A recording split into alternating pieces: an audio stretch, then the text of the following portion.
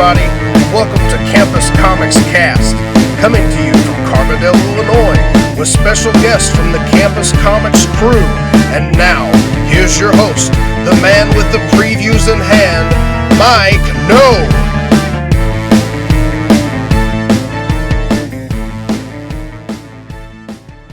Hello everybody, and welcome to an extra super special edition of Campus Comics Cast.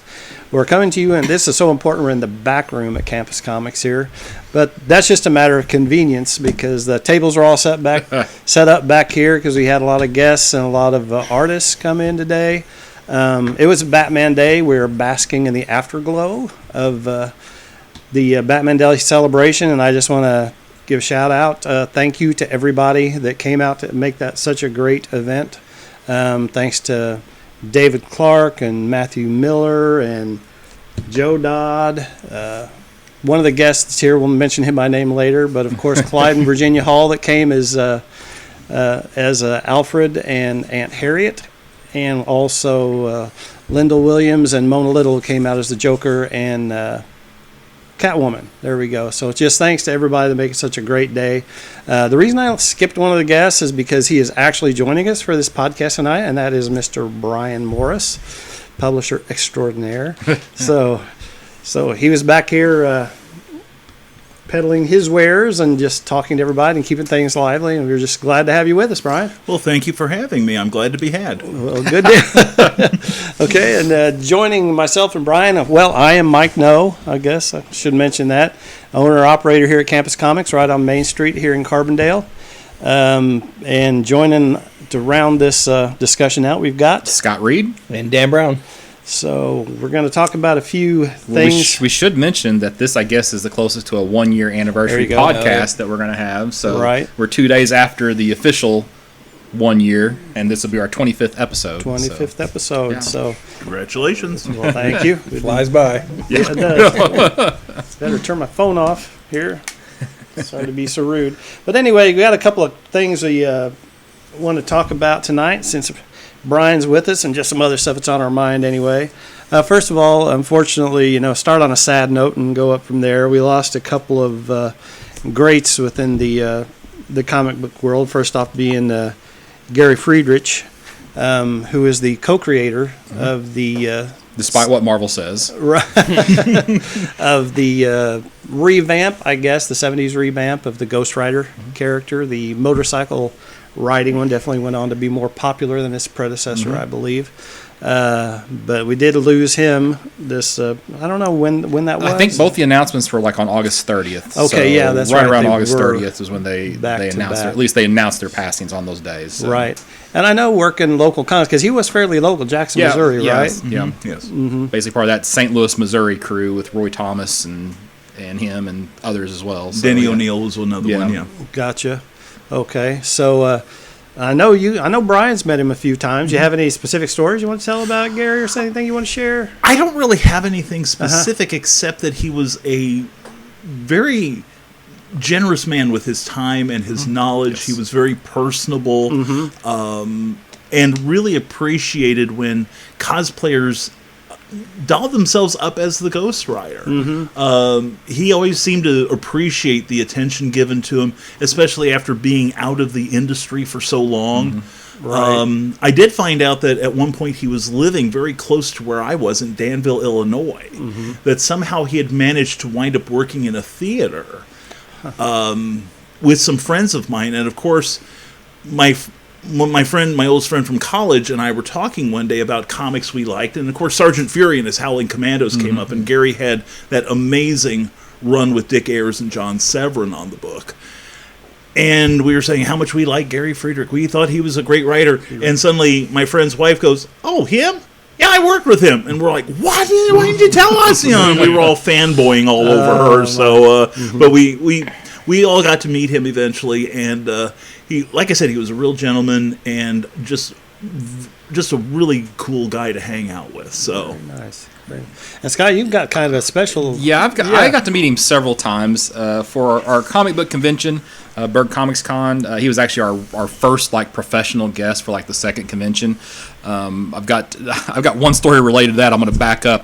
First time I remember meeting him though was at a very, very poorly attended convention in Metropolis, Illinois, one year.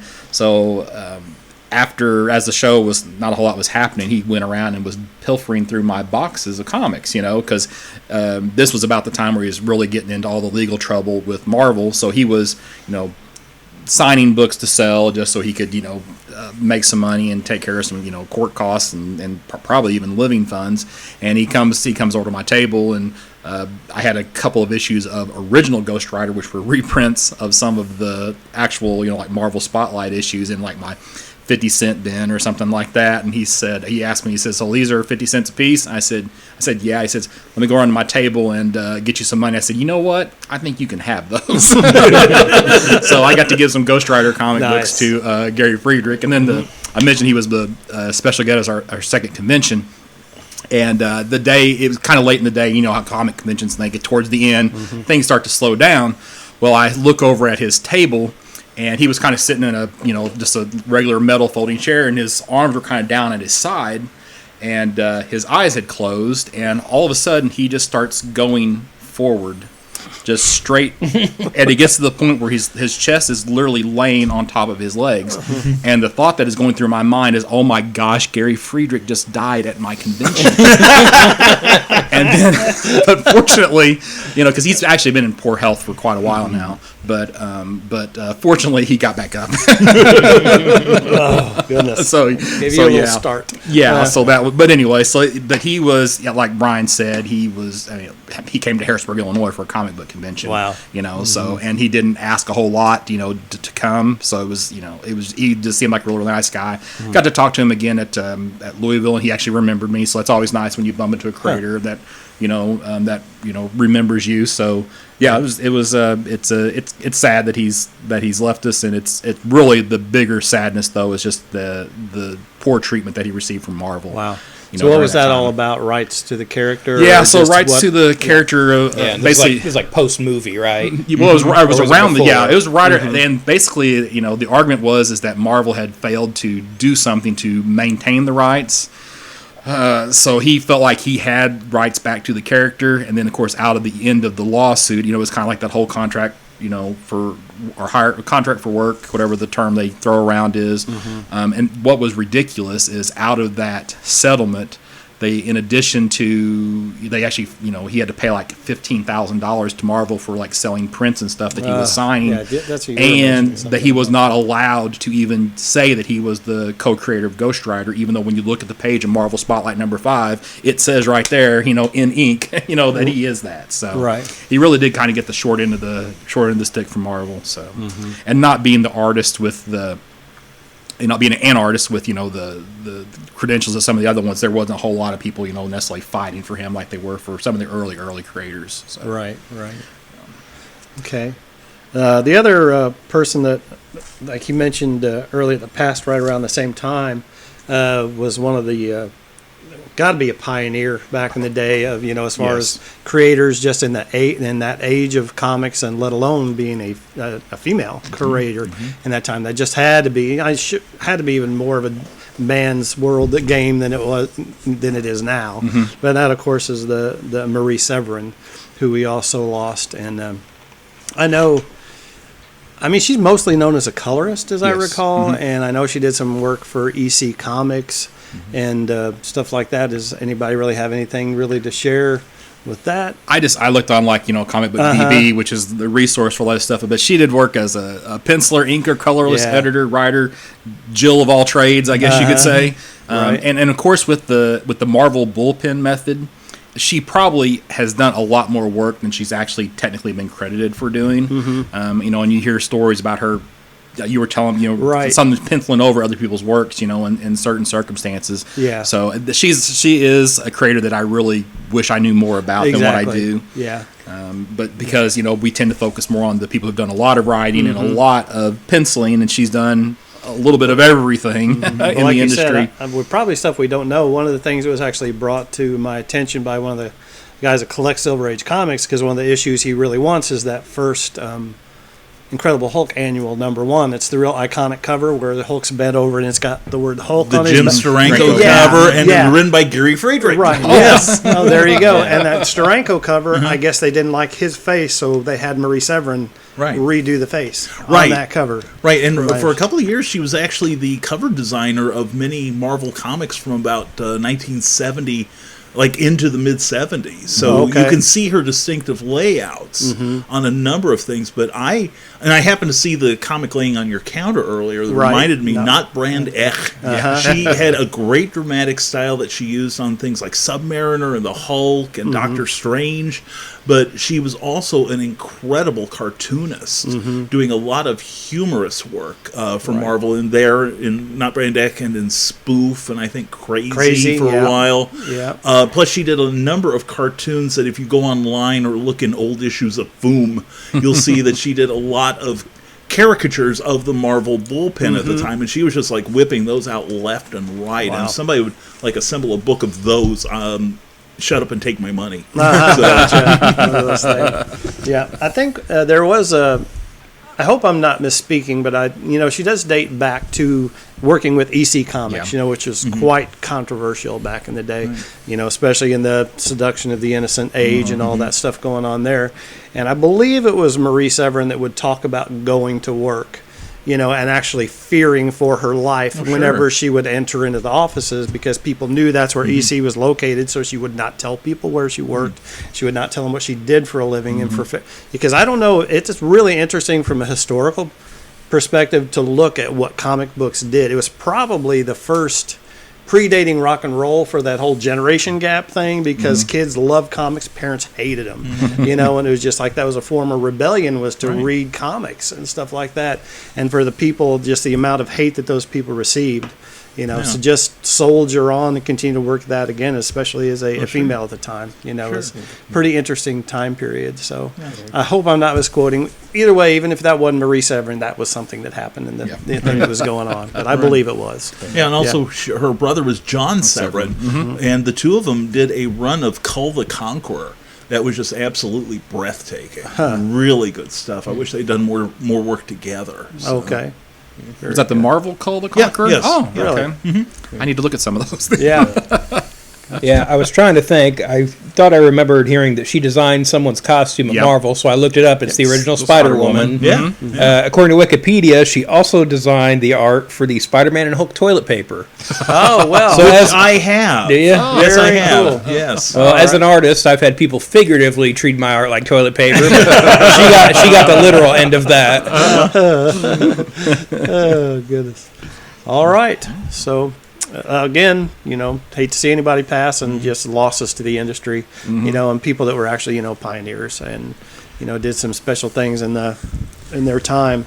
So, and speaking of losses, I guess to segue into talking about Fantastic Four #1, Marvel did do a pretty nice thing in the first few pages of FF #1. They got a nice little 4-page tribute to Steve Ditko, which I was really, really glad to see, and they showed Eternity and now what's kind of interesting is this first little blurb about him is not attributed to any one particular writer. So I don't know if that was Dan Slott that wrote that on that blurb or whatever. But then they also have Joe Quesada and C.B. Cebulski and Nick Lowe, and they show the panels of the classic Amazing Spider-Man issue where he's trapped underneath and he's got to get free. So they show that reprinted here. But it's a really, really nice, and it's surprising that they dedicated 4 pages to that. So. So that was a good move on Marvel's part, I thought. So I don't know if this was in any other books that month. Do you know, or is it just in FF? I'm not reading too much regular Marvel to know. It wasn't in the Star Wars books, I know that. Right. So I guess this was going to be their big seller for the month. So they picked a good book to put it in, that's for sure. So. You think it's picking up that fan? I don't know. I can turn it off if you want me to. I just realized there's a fan running in the back. I think it'll be okay. I think it'll be okay. Yeah, all right. We're taping this in the middle of a Scirocco. Yeah. So just appreciate the danger we're going through for your entertainment here. So, all right. Well, since Scott gave us that fine segue, that'll lead us right into the long-awaited reboot of the Fantastic Four comic book at the House of Ideas at Marvel Comics.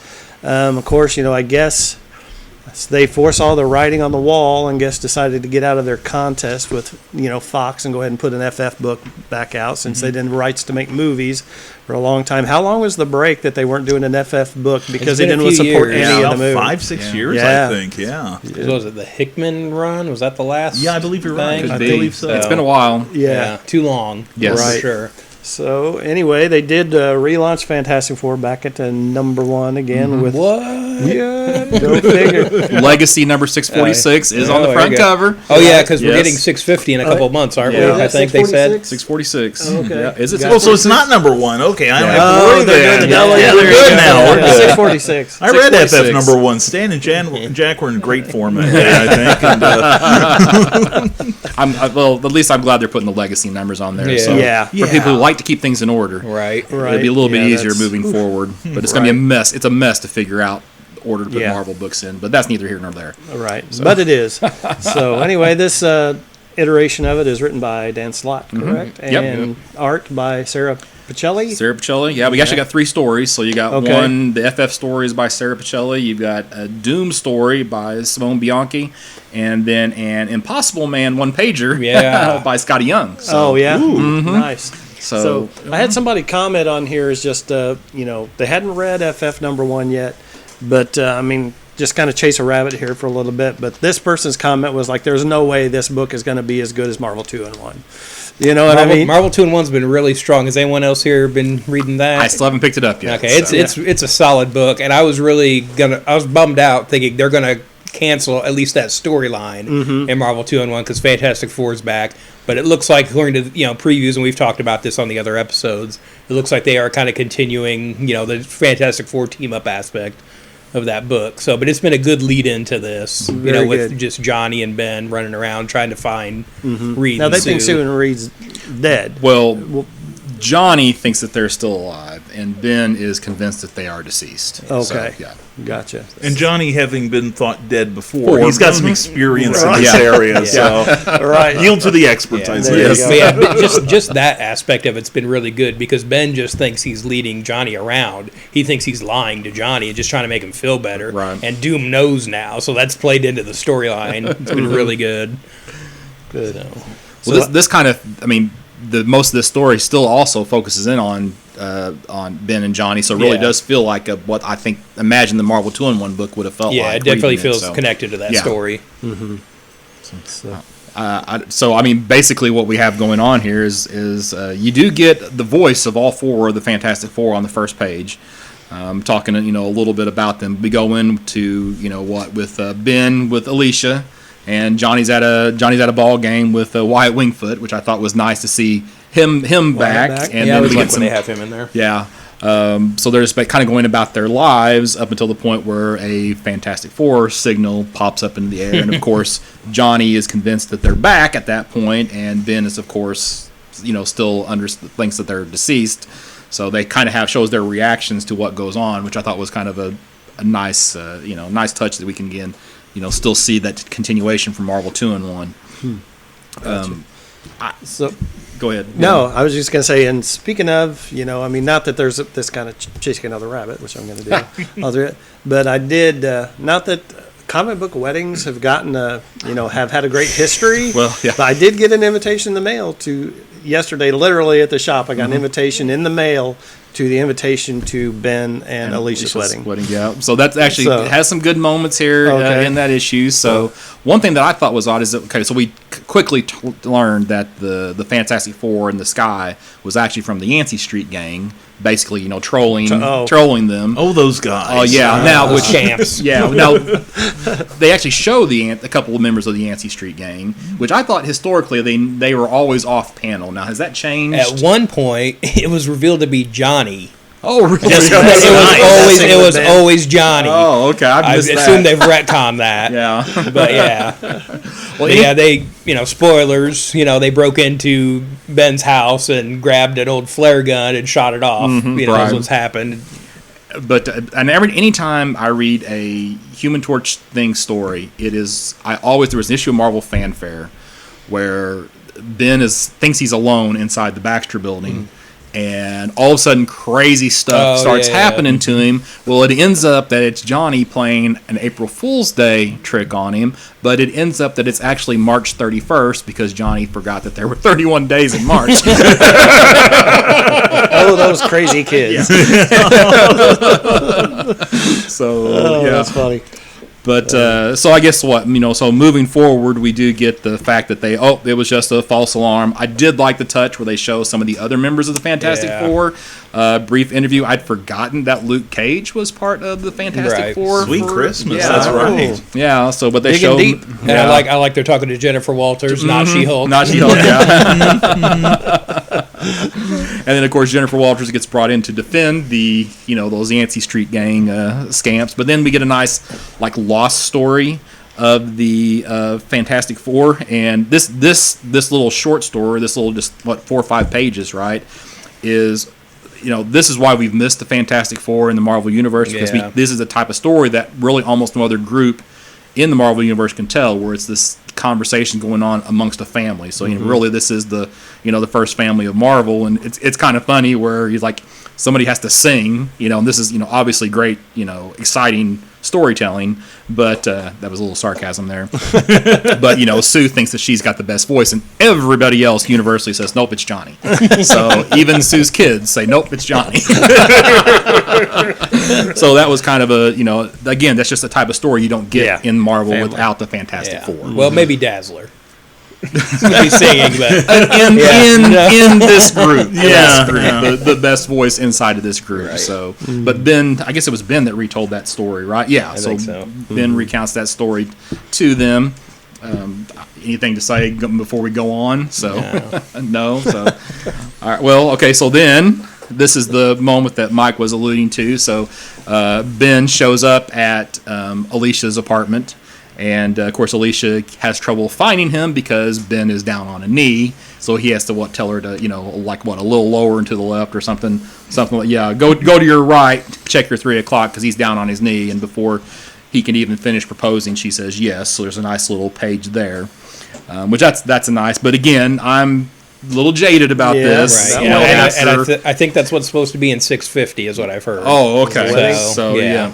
Yeah, so if you haven't taken back your tux from the Bruce Wayne Selena Kyle wedding, you could still use it. Yeah. Or the Kitty Pryde and Colossus wedding. Yeah. But then we get this, and this is kind of like the tense moment, I guess, of the story where Ben and Alicia ask Johnny, and of course Ben says, "Hey, you're like family to me. Will you be my best man?" And instead of him reacting in a positive method, it's like he just assumes that, oh, you're still convinced that, Reed is dead and Reed should be your best man whenever he gets back. But then Johnny comes to his senses and, of course, agrees. And then here's where we get the moment where, the sky goes blue. We'll actually get a little bit of a thing going on with we see Reed and Sue the first time officially, in the book. And then basically outer space fills up with the four that basically all of New York and I guess half the globe actually is able to see. And then it wraps up with that image. So it's like maybe they're going to be back. Here's the thing with the way they've drawn this. Won't that 4 look backwards to everybody on Earth? Yeah, good point. Yeah, and I'm noticing from that perspective, we're seeing the side of it. Yeah. So, the Earth is seeing like the number 1. Yeah. Seeing the short end. Yeah. Oh, that's funny. So, I mean, it was kind of, I would have expected going into this that this would have been a story that they would have, the first page, they would have all been back together and then they would have told how they got back together. Right. Mm-hmm. But I kind of like it that they actually are going to play it out this way and they're really going to kind of let it just progress a little bit. So that was kind of nice.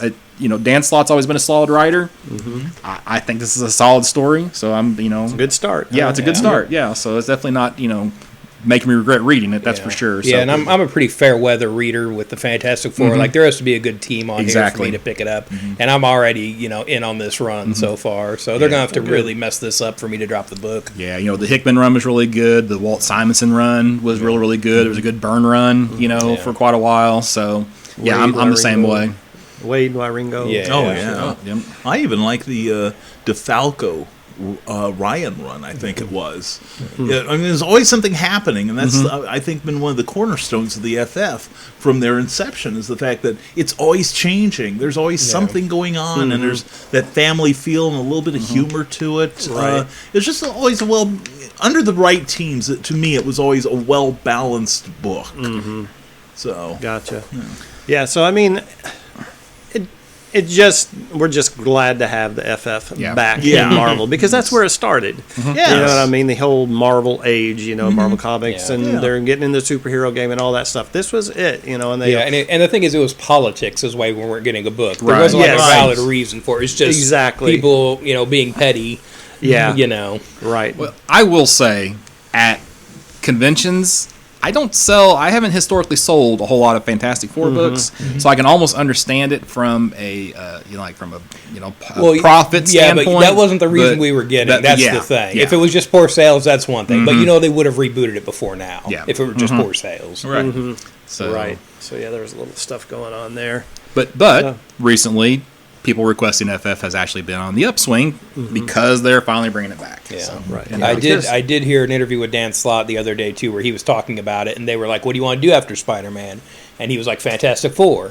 And they were like, "We're not doing a Fantastic Four book right now." He's like, "I want to do Fantastic Four." So I think that was probably part of it on their end too.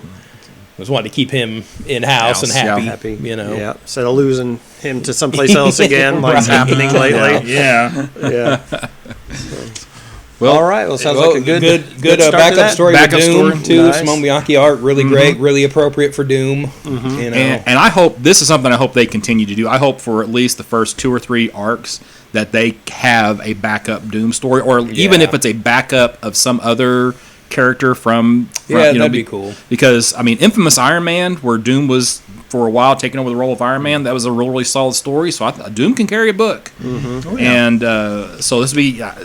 I'm as interested in this backup story moving forward as I am from the main story. And wasn't it you, Dan, that was saying that the Back to Marvel 2-in-1, that annual that had Doom in it, that actually got into the motivation for him being to the Infamous Iron Man? Yeah, he and said that was really it solid. kind of links up like sort of I think what happened after Secret War. So I think with that kind of bridging that. Right. But yeah, if you skip the annual for that book, go back and get it because it's an important part of that story. And Ben, the Thing, was actually part of that Infamous Iron Man story line as well. Shield sends Ben Grimm to go find Doctor Doom, figure out what he's doing. Oh. So and he's just assuming that it's it's not for real. So he basically is always in trying to beat him up. So and then the last page is that Impossible Man story. And I always liked Impossible Man. Yeah. But drawn by Scotty Young. But it's like he's expressing the frustration of, they're not back together. It's the first issue. Why aren't they back together? Right. And he gets a letter from Marvel saying they'll be back together in issue 2. We promise. So that was because I think that would probably be a pretty common reaction. So they're actually getting ahead of it. Addressing it. So I guess Dan Slott is ahead of what he thinks the big criticism might be for the first issue. So And it's a fun little after credit page. yeah. There you go. After credits. In comics now. All So right. I'm glad they're back. So Yes, indeed. All right, sounds like a good start. Moving on, the next thing we're going to talk about is the possible, maybe, whatever, firing of Henry Cavill from as the role of Superman over at Warner Brothers DC Extended Universe, whatever they want to call it. But supposedly he was out, and we're hearing all kinds of stuff. Yeah, nothing official yet. nothing though, official right? yet. So, It's and yet again, to hear here's Henry's out, and it tomorrow this could all backpedals and- change. and all that stuff going on. So what have you guys all read about any of this stuff that's happening? How do you feel about it? I mean, I think if the DC universe in the movies has problems, and I'm not saying it doesn't, I've enjoyed the movies more than probably you hear the general criticism of. I've enjoyed them fine. But whatever problems they have, Henry Cavill as Superman was not one of them. No. far To from me. it. Yeah, Far I from don't. it. I don't think any of the actors are the problems for me in these movies. That I can think of right off. But it's definitely not him. No. I think if anything with his character, they wrote him into a corner with Clark Kent at the end of Man of Steel. Right. But again, that's not his fault. You Yes. know, that's the writers. Yeah, writers and directors and the powers that be, what direction they're going to take. Yeah. Right. So yeah, I the big criticism that on any of those is that they're too dark, and it's just like Man of Steel is like still my favorite Superman movie. So Right. I know I'm in the minority. I would take Cavill over Reeves, and that's sacrilegious to say for a lot of people. So yeah, I agree that Cavill is not the problem with the DC movies. It seems like there's, if it's true, and at this point we still don't know if it's true that he's officially out or not. It seems like there's some other reasons why they're making this move. So I think it's a mistake that they should pull. Yeah, and the thing is too, like we've still never got official word on whether Affleck's coming back, right? Yeah. So if he's gone and Cavill's gone, are we rebooting at that point? Yeah, Like you what might are we as well. doing? Because I feel like they don't want Gal Gadot to leave, Right. You know, because it's You like would not think. they've got a successful Wonder Woman movie, they've got another one on the way. You know, we're at least getting, you know, Aquaman is done. You know, for the most part, you would think. And then we've got another Wonder Woman movie coming. What are they doing after that? It all seems kind of up in the air. Well, Flash. We got Yeah, Flash Flash as is still well. on the Ezra agenda. Miller is Yeah. still out there. But like that's not in production or anything like that. I thought it hasn't started yet. No, I think it may be in pre-production Okay. from what I've So read. nothing committed to I film. thought they Not had. yet. I thought they lost another director. is I what thought they had 3 was the last release I dates heard. moving forward. So maybe Yeah. I'm not remembering correctly. So. Yeah. And I think the director you may be thinking of, I think it's kind of iffy with whoever the latest Batman director is, because they're not sure whether Affleck will be in or Right. out at Yeah. this point. I was reading the Hollywood Reporter online last week when the story broke, and if you look at it carefully, it doesn't really say, well, you know, goodbye Henry. It's just that Henry's a busy guy. Yeah. Gee, darn it. Other people want him too. Maybe on the strength that I agree, he was an awesome Superman. Right. He really carried the mantle. In fact, I think just watching him in Man of Steel, his real superpower was acting his backside off to save it from the script, in my opinion. But nothing says that he's out. It's just that I think it's one of those things like when you invite someone to your parties and they keep, oh, I can't go, I've got this going on, I can't. You stop inviting them after a certain point. And the idea also that I believe it was the Hollywood Reporter again that brought it up, was that Warner's looked at the success of Wonder Woman and how it really hit a chord in the viewing public around the globe, and so now they're moving into Supergirl, a potential Supergirl movie, which, you know, might work, might not. I hate the idea that it might be competing with the TV show. Well, I personally think that Supergirl is a different situation. I expect Supergirl not to do very good because Supergirl is a derivative character out of Superman. So it's like, you know, I can't imagine if they started the Marvel Cinematic Universe with War Machine instead of Iron Man. That Right. Who would have Centered cared? around that? Yeah, who would have cared? And the same way with Supergirl, we've already, you know, she's derivative of Superman. Right. And how does this make any more sense doing this than like saying if Affleck's out? Okay, so if Affleck's out, let's just go with a Batgirl movie. You know what I mean? It's just like, would they really do that? You know what I mean? Okay, I think we talked about this before. What was the rationale? I think you explained it to me, Scott, but now I can't remember. Was they're saying they were going with a Supergirl movie, so they needed a younger Superman? No, what was the deal? Okay, so my understanding is it actually doesn't have a whole lot to do with the Supergirl movie. Okay. It's that they wanted him to do a cameo in the Shazam movie. Right. And his scheduling did not allow him to actually do that cameo, because in the Supergirl movie it's actually going to take place on Krypton, so it's going to be her as I don't know, because she's technically older than Superman. So, you know, Superman would actually be an infant probably, or very, very young, so obviously Cavill's not going to be able to play that role without some crazy CGI. Maybe they can CGI a mustache on the kid. Kind of reverse engineering. I tell you what, their poor CGI skills are not his fault. No. It's not his fault they can't remove a mustache properly. So, but yeah, so that was my understanding where a lot of this comes from, is it's over a cameo appearance, which to me that's just that somebody just wants out. Either they want him out and they want to reboot, or he wants out to pursue other projects. Yeah, because he's got a Netflix series based on The Witcher, right? too. Like, Exactly. who's going to pass up a Netflix series in this day and age? Exactly. Sure. You know. And he's gotten some pretty big roles here lately. Lately, he's been the Mission Impossible movie, Right, And so he's not a nobody. I mean, in even Hollywood Man now. from U.N.C.L.E. was pretty good that he did a couple years ago. I really good to liked him see in that. that. I thought he had a really good look for that movie.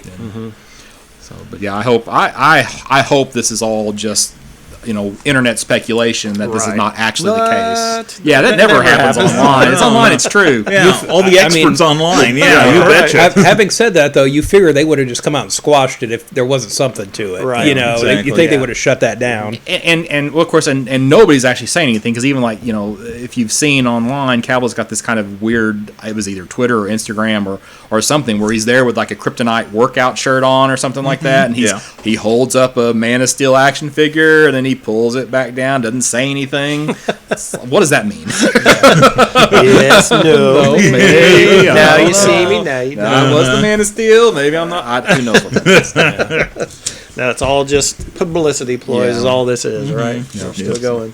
So with that said, and I'm terrible at these casting things. I'm terrible at them, so I bow out. But Dan says they do this all the time at work.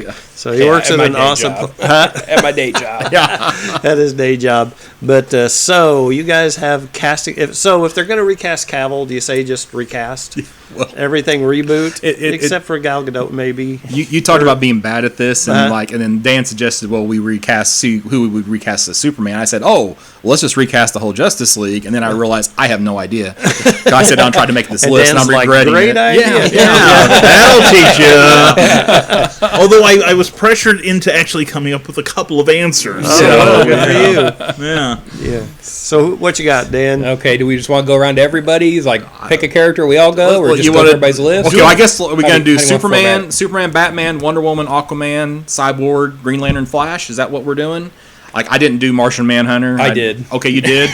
Wow. Okay. That's efficiency. I have a suggestion for Martian Manhunter, so I can put I mean, that we down. could do whatever. wanna do You one know, at a or time? we all have different teams, too. Could be. Yeah. We'll do one. Let's start at Superman. You go. Okay. I'm going to throw this out there. If you've read my blog for a long time, you know I've already said this before. People usually balk, and I have to explain this. And I know there's no way this is going to happen. You're not right going to now. say Nick Cage, are you? Chris Pratt is my pick for Superman. No. And it's not Star-Lord Chris Pratt. I don't want Star-Lord Chris Pratt. I want Andy Chris Pratt Oh, yeah. as Superman. Yeah. I want Superman for all seasons Superman in my movies, and I think Chris Pratt could pull that off. And it's not. I'm not talking Guardians of the Galaxy. I know he does Guardians of the Galaxy, everybody, but I want him as that Superman. And the looks I'm getting Just right the now big- are the looks I get whenever I bring this up. Based on what, just the hometown But the hometown, boy? the farm boy, the big farm boy, Uh-huh. character, a little naive, but, super powerful, does the right thing. Mm-hmm. I feel like he would be, and again, had he never been cast as Star-Lord, I feel like more people would be on board with me with this. So But that's so does this pick of yours predate Star-Lord? No. No, okay. It does. I did think of it, though, watching Parks and Rec. Okay. One time. It's probably a rerun by that point, but, Gotcha. yeah. Well, It just clicked with me one day on that. Well, when I made my list, I set myself up with two rules on making my list. Is that one, they couldn't be part of another major franchise, specifically thinking of the Marvel Cinematic. Right. So I would have eliminated him immediately, even from contention. Yeah. And then two, I wanted to be for sure that we could get at least 10 years out of the actor. So we're really looking at somebody It's who's such a dwindling pool though It of is. characters of actors who aren't already tied to a superhero franchise. yeah. So I have some that are. yeah. But yeah. But my first choice, it's like I'm going to cheat on my first choice, is just keep Cavill. Oh, yeah. That's actually my number one choice. I have multiple down for most of these selections, but the first person I really thought about was, of course, he actually is part of is Sam Worthington.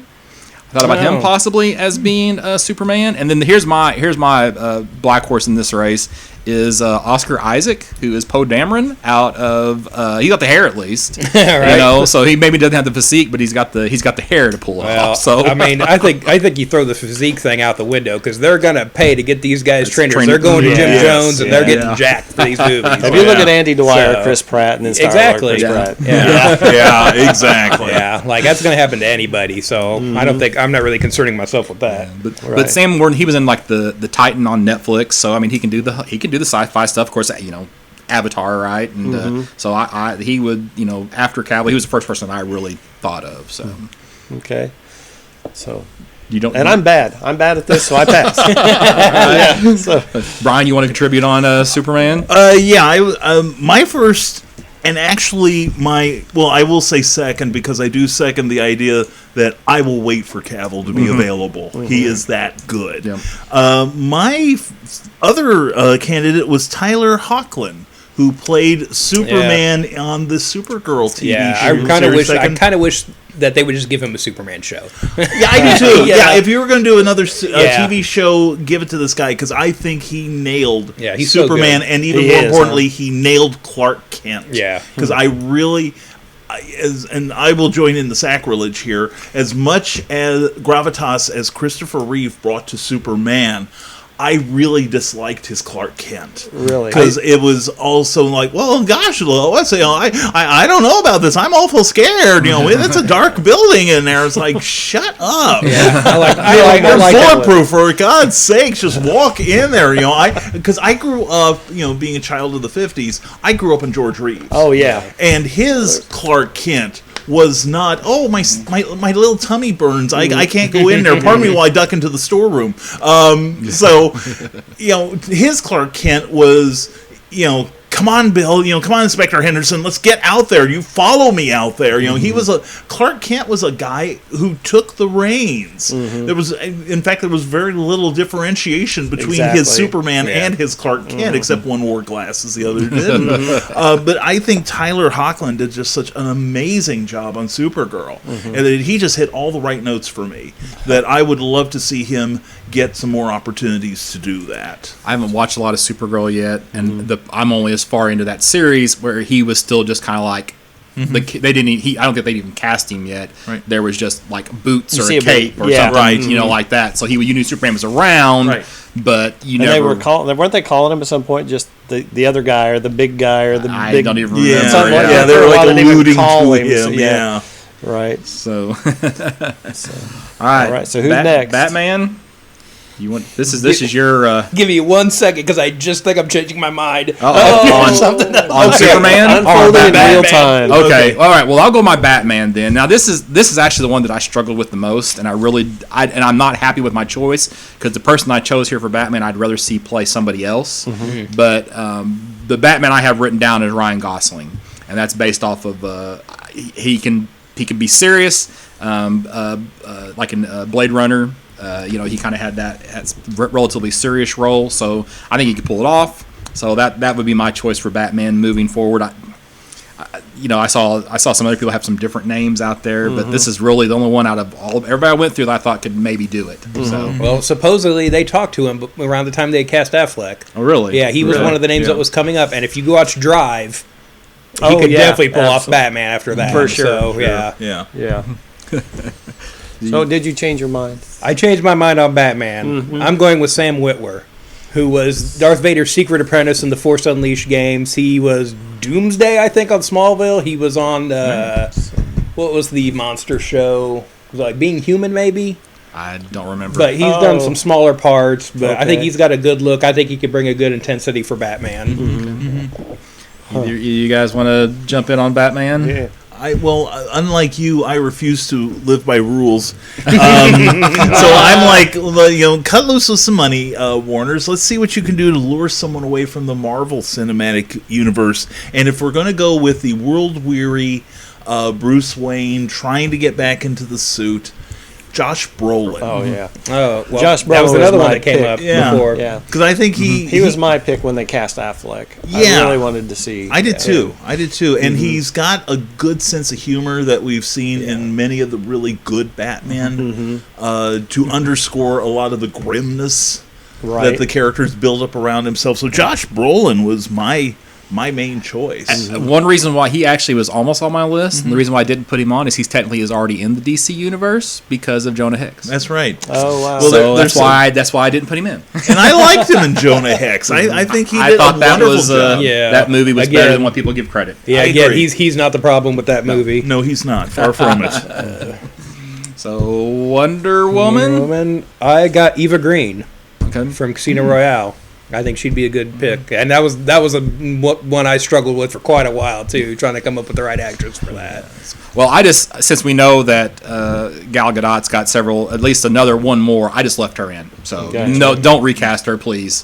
The No Man's Land scene. Hey, homage there, but yeah. the No Man's Land scene in the Wonder Woman movie, that just cemented her as Wonder Woman. She's got at least 10 years left, so we don't have to recast her. We'll just keep her. And that's when the Warner Brothers didn't want that scene, right? Didn't the that's what the director fight for that fought scene? for that scene. And it's in the crazy. trailer. That's the one that Breathtaking. made it. It was a wonderful scene, and yeah. I agree. Nope, keep doing the right Gal. thing. I'm going up. Yeah, keep I Gal, can't, 'cause- I can't imagine anybody else. Yeah, because I up to the point when I saw Wonder Woman, I kept thinking Linda Carter is the only person who could ever play Wonder Woman. And then about 2 minutes into Wonder Woman, I'm like, okay, maybe someone else can now. That's fine. So, Right? I mean, she was the highlight of Batman v Superman, and then, of course her own film. But I was very skeptical when she was announced because she's just. She doesn't have the right physique, I didn't think, for Wonder Woman, but she pulled off the role. Oh, yeah. I mean, Wonder Woman's an Amazon. Let's remember that. She's a big girl. So, but yeah. Gotcha. exactly. Well, that was the big three. That was the big three. So Aquaman. Charlie Hunnam is my pick for Aquaman. We've talked about that for Okay. years. What else? I think What's he doing right now? Yeah. I know he's not doing Mayans, I'll tell you that. Right. Yeah. But he's been my pick for probably since before they cast Jason Momoa, I think. But I really like to see him in that part. I got two down here, and I have one that I think is one of them actually kind of breaks my rule. But my first pick was actually Liam Hemsworth. So for Aquaman, because he would have more of the traditional, Aquaman look. And then because this one, I don't know if we could actually get 10 years out of him as an actor, but I don't know. I thought maybe Daniel Craig. So He crossed my mind at one point. Yeah. So I threw down Daniel Craig there for that one. So, but he's probably he's got at least one more Bond movie, so it's going to be a little bit. And I don't know what his age is right now. I didn't go online and look up ages, but But so he probably breaks my 10-year rule. But that was my second choice there. Yeah.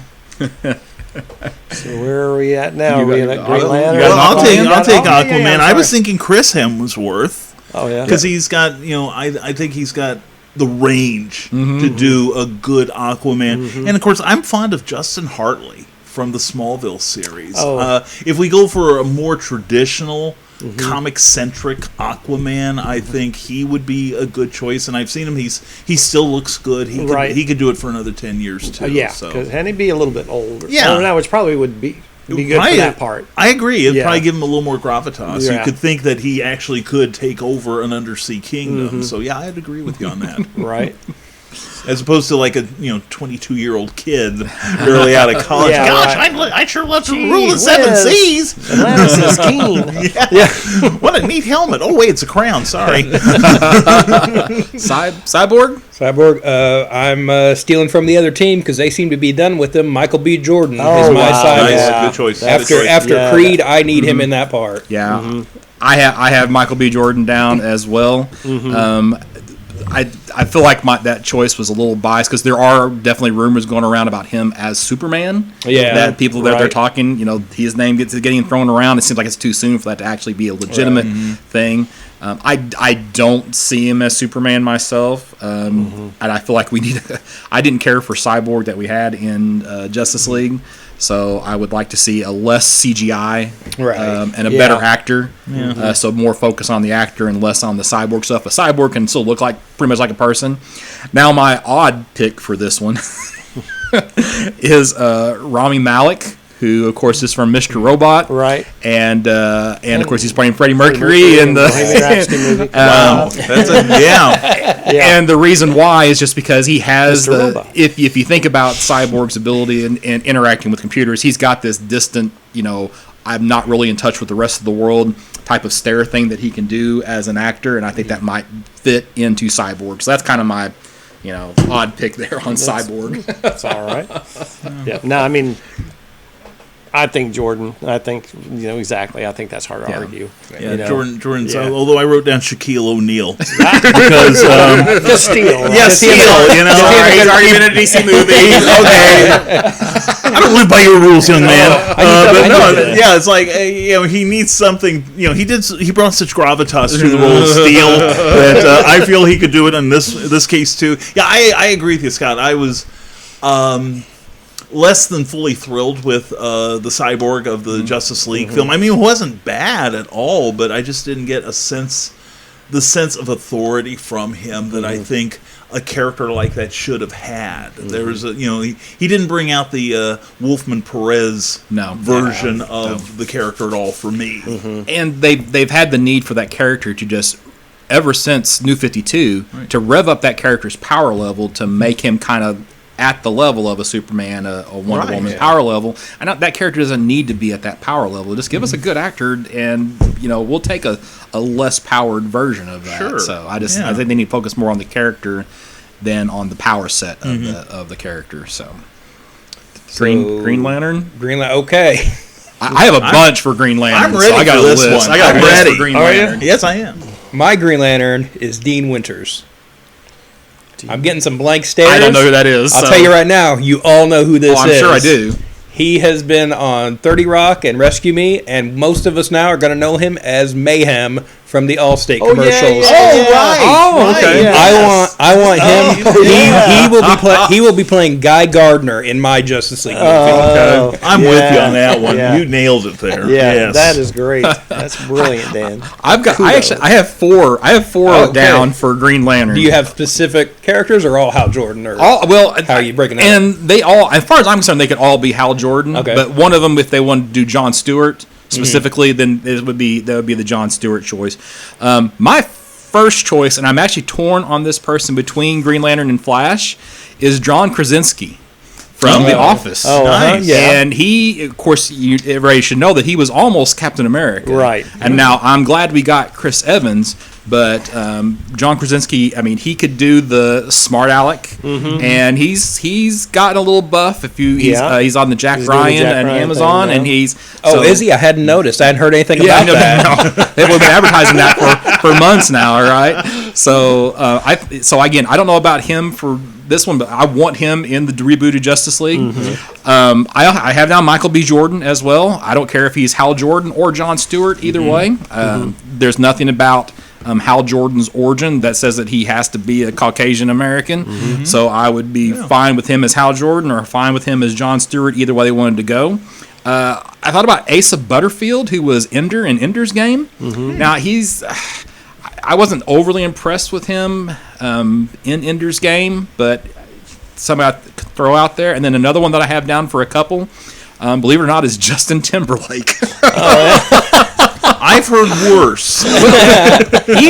He's done some acting, and he's done some sci-fi type movies, and they weren't awful. So JT can apparently do more than just sing. So so I'm considering JT for some of them as well. So all right, I'm done. Well, You were ready, Sir Brian. yeah, I'm ready. I hadn't thought about John Stewart, but I like Michael B. Jordan. I like that answer. Yeah, for sure. I was also thinking if you wanted to use him in the role that he has now, John Stewart in the Green Lantern books is almost like an elder statesman for the group. I was thinking Idris Elba. Oh, absolutely. For that I want one. him in everything, though. Oh, yeah, I do too. Even Wonder Woman. And for Green Lantern, of course, I always believe in second chances, so I want Ryan Reynolds, please, just one more time. I think he could feel like do he's put a button on that. I think I think with bit the hand Deadpool that fed 2, him, right? I think Deadpool 2 kind of gave his opinion of his odds of returning to the role. Right. But my second choice was David Tennant. Oh yeah, I forgot about David Tennant For Doctor Who. I think he could pull off the initial lack of expertise, because that's one thing I think was missing from the first movie. See, of course, being elderly, I remember the first year or two of Green Lantern. It was kind of cool. My lantern is talking to me. It's sending me places. Who's on the other end? We didn't know about the Guardians of the Universe at that point. And I think that was kind of like a slight mistake in the post-crisis reboot, that immediately we got to see the Guardians of the Universe, and thus that element of surprise was taken away from the readers. But yeah, David Tennant, I think, could pull off that innocent at first, but then growing into the role of a Green Lantern. And then you mentioned Justin Timberlake, which I don't think is horrible, But it got me thinking about boy bands of the 90s. And I'm thinking, Mark Wahlberg. Oh, yeah. Marky Mark. Yeah. It would be the first Green Lantern in his BVDs, but you conjure up the uniform you want. This guy's going to be comfortable. Well, with David Tennant, though, I mean, he's shown that he can actually do more than just be kind of with Broadchurch and then as Purple Man in Jessica Jones. I mean, he's got a pretty good range as an actor. So, that's a good choice. I like that. Yeah, I do too. He can be in the new DC. We put him as Batman. I didn't put him as Wonder Woman. He's that good an actor. We've got a female Doctor Who. We can have a male Wonder Woman now. So, Flash. I've got Bradley Cooper. I think he'd be a good pick, and I want him as Wally. That's just how I roll. I don't think it's as big a deal just because he was just the voice of Rocket for Marvel. You didn't see him on the screen, so I don't think that's too much of a stretch. And it didn't sound like Bradley Cooper. Yeah, exactly. He did a character. No, that's true. So I don't think anybody would be too upset about that. Yeah. Well, I've got 3 down for the Flash, and all 3 of them I have used previously. So Shaquille O'Neal. That was mine. Sorry. Yeah. So I've got John Krasinski down again. I've got Ryan Gosling down again, and I have Justin Timberlake down again. So. The big 3, we call it. Yeah, there you go. That's the real DC Trinity right there. Yeah. So now the one, I mean, really, I could see my first choice for both Green Lantern and Flash is John Krasinski, which obviously presents a problem. So I don't know which one I would prefer him as for my choice. I can see that going either way. So, but I don't. I think they could all do Barry Allen. I'm on the Barry Allen team. Yeah. So, and we know with Jack Ryan, we know that Krasinski can do like the procedural type stuff in addition to being the superhero. I think so he might be my first choice there, and let somebody else be Green Lantern. So right, yeah, yep. Flash, good. Flash for me. He's doing such a good job on TV. Why not Grant Gustin? Yeah, right. Yeah, there's a lot of people that would feel that way. There's a lot of uproar when he wasn't cast. After season 1, The Flash, I would have agreed with that. But as we've gone farther into the TV series, I'm less confident that he could pull it off on the big screen. I think he's good for TV. I don't think he would be great on the big screen. Have the I don't know if the weight. Yeah, to pull it off. I could see that. Yeah. And it's not that the Flash has been bad. I just don't see that. But I still would take him over Ezra Miller.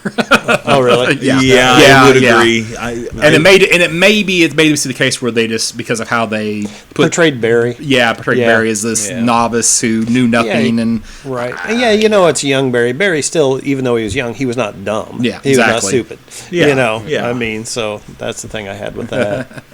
All right. Well, you added Martian Manhunter. I got Martian Manhunter. There you go. Bonus. And I'm picking Idris Elba for my Martian Manhunter. I think you have CG and makeup on your side. You don't have to worry about 10 years with him. No, yeah. Right. I was trying to think of someone a little weirder. And when you said Rami Malek, I'm like, why didn't I think of him? I think he'd be another good pick too, just to get sort of an alien feel, kind of vibe he could give off in that role. He's got those crazy wide eyes. It's just the way, and I had Idris Elba as well for Martian Manhunter. Yeah. So did I. Yes. Idris Elba's gonna play Martian Manhunter. There we go. We're excited. Here first. So make it happen, DC. 3 for 3. So we'll call it. So now after all this discussion about Justice League, all I can think about is Dean Winters as Guy Gardner. So yes, that's brilliant. Pretty brilliant. Brilliant. So I also worked up a Legion of Doom. Look at you. I can run through real quick if you guys want. There's no extra credit, right? I feel like such an underachiever at this point. Wow. Contributed. What's the center like a lump? All right, let's hear it. Yeah, once this came up, I just ran with it. Yeah. Black Mana, Michael K. Williams from The Wire and Boardwalk Empire. Okay. That's not a fake scar. That's real. I think he really can bring a weight to that.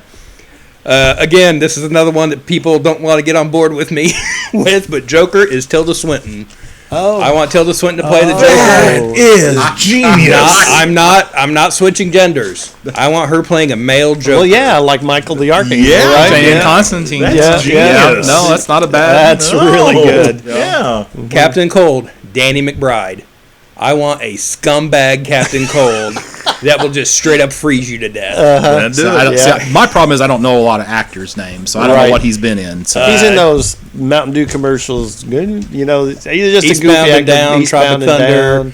Okay. He runs with those guys like Seth Rogen, and he's the other kind of curly head guy that runs Yeah. with those guys. Yeah. Yeah.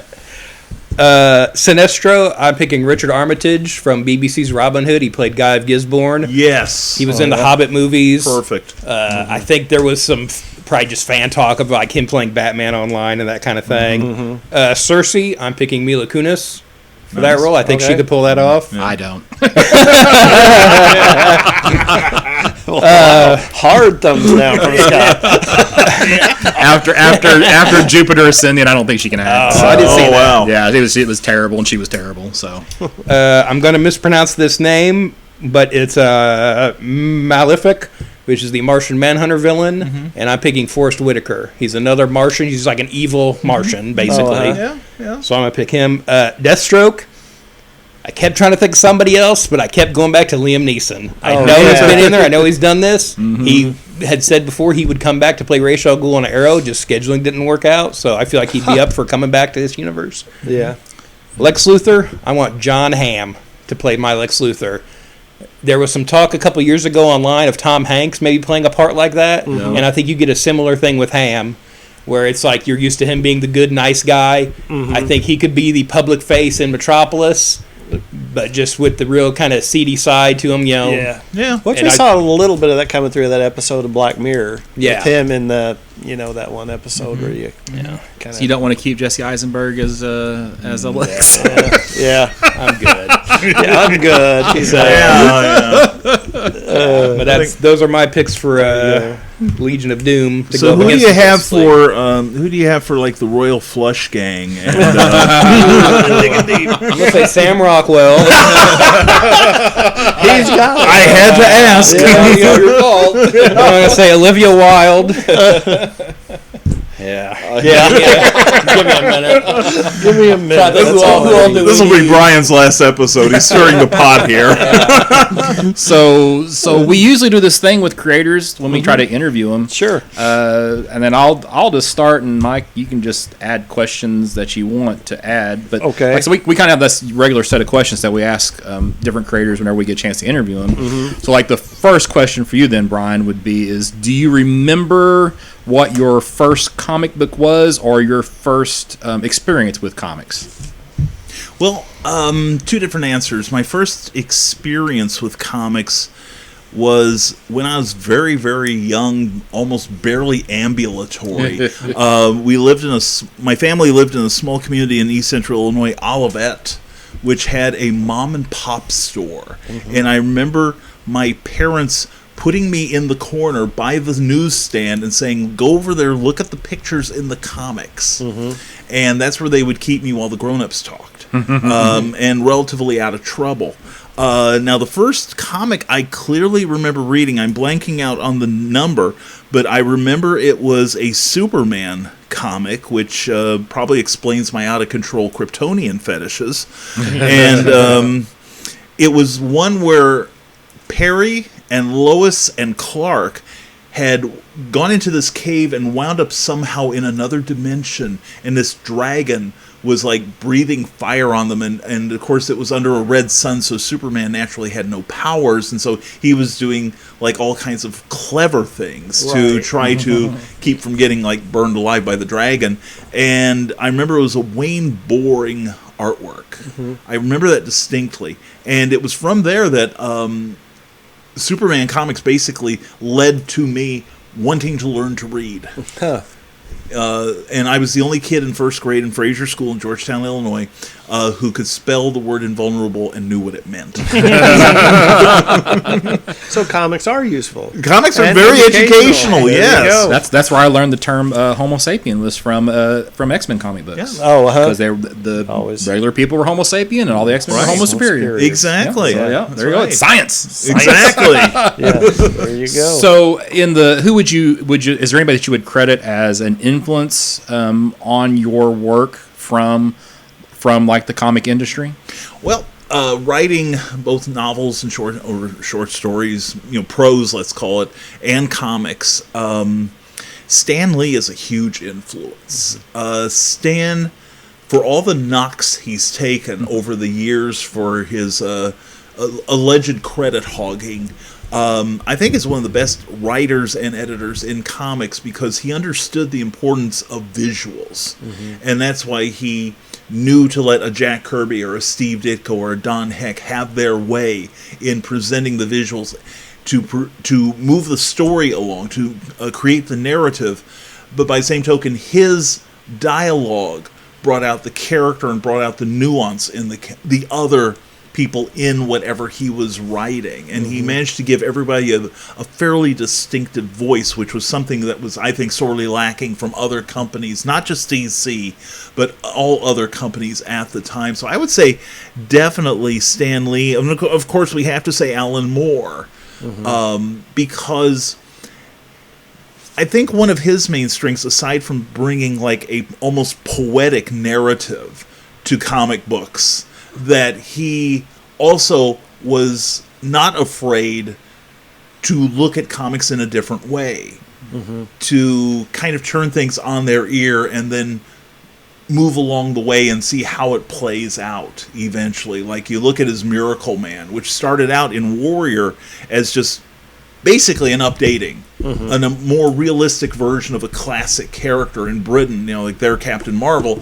By the same token, it turned into a very dark strip as he explored the idea of a superhero who will enforce his will to create a utopia. And of course, then there's others. Roy Thomas was a huge influence on me because he almost brought a scholarly view and a pop culture appreciation to comics. And of course, Joe Gill, because he appeals to my pulp sensibilities about the guys that could just turn on their creativity and just literally beat a typewriter to death with his fingertips. And there's been a number of other writers, which my list changes almost constantly, but these are my go-to guys pretty much. So which of your past works would you say is either the best example? Somebody we're just going to read one thing that you had written. Which would you say is the one that you're most proud of, or is the best example of you as a writer? That's a good question. I would say probably the one I would like to think is most representative of me is the original Skyman Battles the Master of Steam. I'm very proud of that book because I got to take somebody else's character and bring a new sensibility to it. It's proven very popular. It's gotten a lot of good reviews. It's gotten a lot of acceptance from not just my readers, but the new pulp movement. And it shows, again, my roots as a reader. I think I grew up in the era when I started reading more popular works, aside from like Frankenstein. That was my first grown-up book, in air quotes. And I moved from there to Doc Savage. And from there I discovered the pulps, like The Phantom Detective, The Shadow, and again, all those old guys, which then led me into science fiction and Robert E. Howard and Isaac Asimov and all these, great writers from the 20s to the 50s that really, I think, more than anybody influenced how I write anymore. And also that sense of adventure mixed with a sense of wonder, and that there really were no rules. So now I know you also have, like, I think it is the only actual Valiant prose book with Bloodshot. Is that correct? Well, I did. My very first book. You see, I lost my job 6 years ago, my day job, because the stock at the company underperformed. So 26 other people in the state of Illinois and I were let go. But since I was already doing freelance writing, I wasn't terribly worried about my future. So I just continued with that with the support of my beloved wife, Cookie. God bless her. And so being the mercenary I am, I thought, well, let's tap into an existing fan base for, instant acceptance. And at the time, Amazon had a program called Kindle Worlds, where they had secured the rights to various intellectual properties, such as not just the Valiant Comics universe, but also shows like Pretty Little Liars, The Vampire Diaries. They eventually got Veronica Mars, G.I. Joe, and a whole bunch of other IPs in different genres. But I selected Bloodshot because, one, I was a huge Bloodshot fan, particularly from the original Valiant run, and again, my pandering to an already existing fan base. So I had fun writing the book, and it was the actual first time I'd ever completed a novel that I could actually show people. I had completed one novel right after I went to college. I think I wrote it over my summer vacation between my freshman and sophomore years, and I told people that I would rather that a sex tape with me surface than this book. It was like Your Bloodshot book? My Bloodshot book was fine. It was the first book I wrote when I was back in my 20s, Gotcha, okay. and I was just thoroughly humiliated by it. And I couldn't even bring myself to do a second draft on it. So I made sure that thing was destroyed when I moved to Indiana. But yeah, I started out with. Please try to recover, Scott. And I'm just going to say for the record, Brian, that I would rather read that draft no matter how bad it was. Okay, just for the record. Oh no, you wouldn't. Oh, I'm pretty sure. Remember Dark Knight, or rather the Heath Ledger Joker? You'd be teaching yourself the pencil trick. Okay, it was that bad.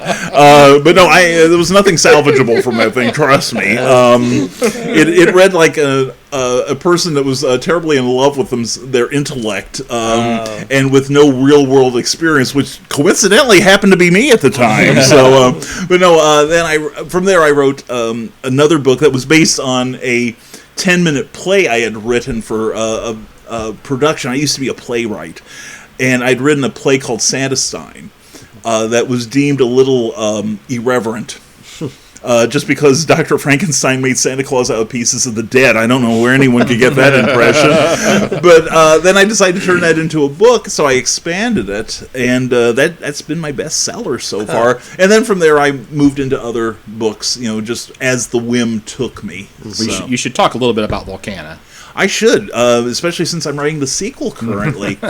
And Volcana originally started out as a comic book project, which was a continuation of the old Charlton Son of Vulcan, which was one of those books that you read when you're young and you're 10 years old and think, this is crap. There's nothing salvageable about this. And then you read it as an adult, this is pretty good. This isn't half bad. There's some good ideas in here.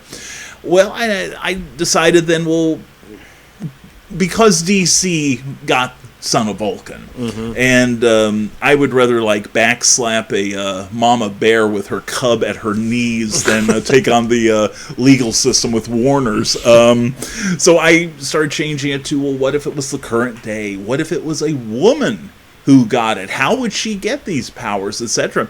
And eventually I created Angelique Forge, who was somebody I liked. I wrote a character that I would hang with. That I would ask, hey, I'm going out for pizza. You want to meet me down at the bar or something? And she was just a well-rounded character, very human. And then we throw her in all kinds of impossible situations. And I've gotten a lot of kudos for how I handled it. I'm pleased with the fact that I can write a realistic female, a realistic person. And that's something I learned from Volcana. And currently I am writing the Prometheus cover-up, which is the sequel to Volcana.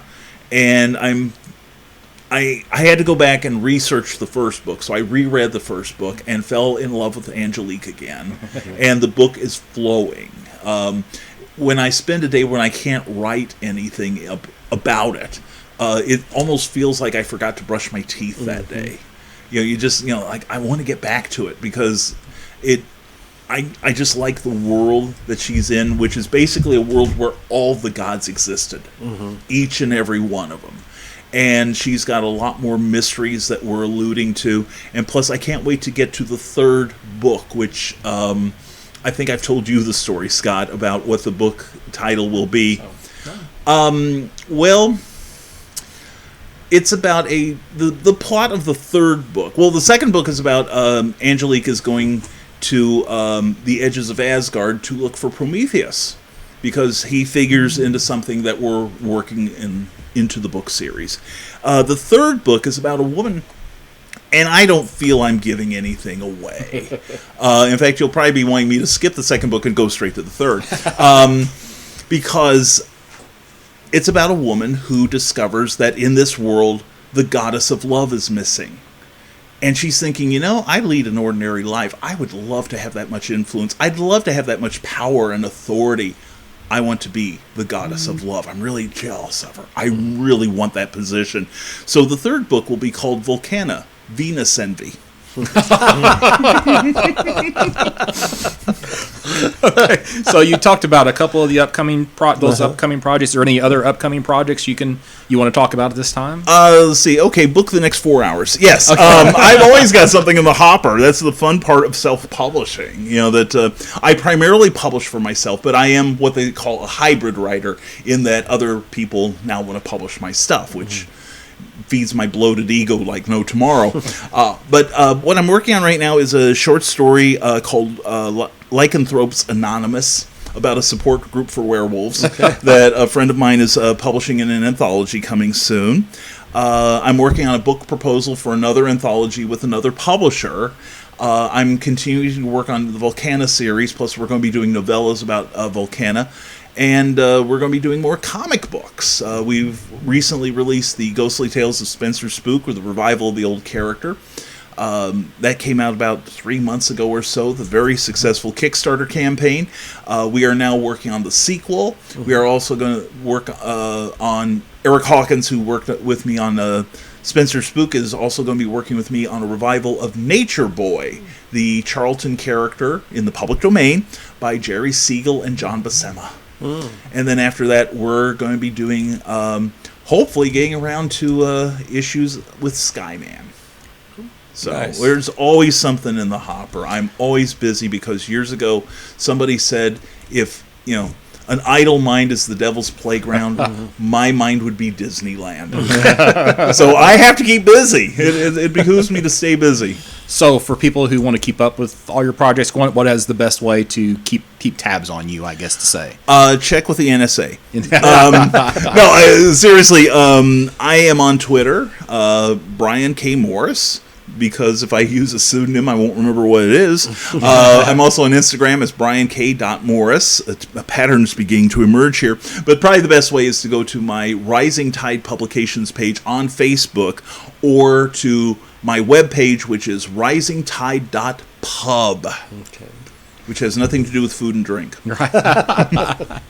So anything else you want to add? Or no, I'll let you have control of your show again. Thank you for having me on here. This is wonderful. Well, thanks for being here. I mean, if you go to any con or anything genre related get together, you most likely know who Brian is. But I mean, you're just one of the busiest guys I've ever met. Your energy's tireless. You're an inspiration to me, because it's just like you're a hardworking man, and I just love seeing you there. Well, thank you. Yeah. Well, I love getting out. I love meeting the public. I like today, as we're talking about this, we did Batman Day here at the comic shop here, and I had a great time. Thank you for having me. Sure. Thanks for coming. Oh, thank you. But it's like, I learned early on that these books are not going to sell themselves. Yeah. And somebody's got to do it. Got to keep them in front of people. Right? Exactly. Yeah. So if you go to a show and you see a guy in a fez and a bow tie with long sideburns, that's likely to be me. So and plus, I also like mentoring other people that want to get into this, because I tell people that, particularly about self-publishing, I'm almost evangelical in my zeal for it. I think it is a great way to build credits that you can parlay into getting work from other people, other publishers, if that's where you want to go. And of course, I just enjoy my con families everywhere around the Midwest, and I'm now like in 7 states. I don't know what's wrong with me. So, well, if you want to bump into Brian, and of course also Campus Comics and Bird Comics, we've got the Saluki Comic Con, and Dan will be there as well, I think. Saluki Comic Con, so. September 29th and 30th, and then you're also going to be at Paducah Galaxy of Heroes. No, I'm not. I accidentally triple booked myself that day. Okay. I blame the the program I was using and not talking to the old program I was using to keep my appearances straight. No, I actually triple booked myself. I'm rather proud of that. No, but I will be at Kokomo Con in Kokomo, Indiana. In November, I'm going to be a guest at Dark History, the Dark History show in Urbana, Illinois, which is kind of a horror / paranormal / you name it environment. If you like spooky fun, this is where to go. And who knows where else I'm popping up. I don't know. I told myself this year I wasn't going to be as busy as I was last year. I lied. But I'm glad because people are saying, Brian, would you come to this event? And I'm like, well, gosh, sure. Yeah. You know, if my program works and I don't triple book myself, yeah, I'd love to be there. Yeah, no problem. So, but yeah, I love being busy. I really do, and I get to see so many cool people and hang out with some great folks. So it's a good life. Okay. All right. So you can see Berg Comics, Campus Comics, and Brian Morris at Carbondale at Saluki Comic Con, and see Berg Comics and Campus Comics at the Paducah Galaxy of Heroes Con on October 13th in Paducah. Right. I'll miss you guys. Yeah. All right. So anybody else got anything we want to put a button on it, or are we good to go? Dan, you good? Good. Yeah. All right. Well, I guess that'll do it for this extra special. Thanks to our special guest, Brian K. Morris. Thank you for coming for Batman Day and hanging around with us afterwards. I know you got some other stuff going on this weekend. Good luck with that. Thank you very much. I hope it goes well and is just a glorious success for you. Thank you. But this is Mike at Campus Comics. Again, we're right here at 816B East Main Street in Carbondale, Illinois. Phone number 618-457-6011. Follow us on Facebook at Campus Comics page on Facebook. I know we're supposed to be getting the Twitter thing up. Have you noticed, is it out there at all? You know, the page is up. Okay. That's about it so Not far, much I going think. on. Yeah. Okay. Yeah, because There'll be stuff coming on there. Task that to somebody else, and because I don't know it yet, but I got to learn it. Same with Instagram and all that stuff. So we're gonna have. I'll talk to you about that. I'm good at that stuff. Okay. So we're gonna have a bigger social media presence, but I'm kind of a Luddite. I'm slow with that. I got to pick that up as we go. But those are ways to get a hold of me, Scott. Scott Reed, birdcomics.com, BURG. Check out my eBay store, stores.ebay.com/birdcomics. And Dan Brown at Detective651 on Twitter, WordPress, and DeviantArt. And real quick for our guest Brian, I got my Royal Flush Gang cast worked out. Oh, here we go. All right, so I've got King, Viggo Mortensen. Ooh, nice. Queen, Olivia Wilde. Of course. Jack, Sam Rockwell. 10, Karen Gillan. And Ace, Terry Crews. There you go. Beautiful. Now the Monster Society of Evil. For another day. Well, whenever they reprint that story, I can come up with it and let you know. All right, which they're not likely to do. Or you know they're not. They keep, about every 10 years, they tease me with a reprint. Right, it doesn't happen. How they taunt us. Yes. So, all right, Brian, your contact info to take us out here is what you were there? I'm on Twitter Okay. as Brian K. Morris. I'm on Instagram as Brian Gotcha. K. Morris. I have the website at risingtide.pub because a rising tide raises all ships. Also on Rising Tide Publications on Facebook. Oh, and also I should mention that Monday and Thursday mornings, 9:30 Eastern, I have a Facebook live show called Nevermind the Furthermore. And on Wednesday nights at 7 p.m., I have a show called Clever Title Pending, which a lot of people don't realize is the title of the show. Yes. You know, I keep getting great suggestions, but it's like, no, we pick the title. It's okay. But anyway, you come onto those pages, and if you're there live, you get to plug, just like I do. So come on and we'll have a conversation. Sounds great. And they are entertaining. So, yeah, you can tune in quite often. All right. Well, I guess that'll do it for this special edition of Campus Comics Cast. Thanks for listening, and we'll talk at you next time.